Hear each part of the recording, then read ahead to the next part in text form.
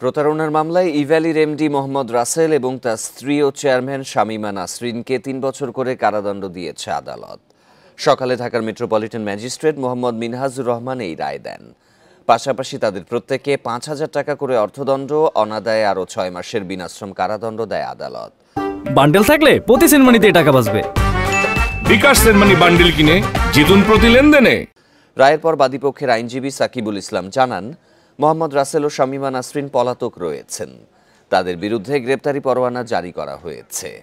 মামলার বিবরণীতে জানা গেছে, ২০২১ সালে বিজ্ঞাপন দেখে ইভ্যালি থেকে মোটরসাইকেল অর্ডার করেন মুজাহিদ হাসান ফাহিম। কিন্তু নির্ধারিত সময়ে পণ্য বা জমাকৃত অর্থ ফেরত না পেয়ে ২০২৪ সালে মামলাটি করেন তিনি।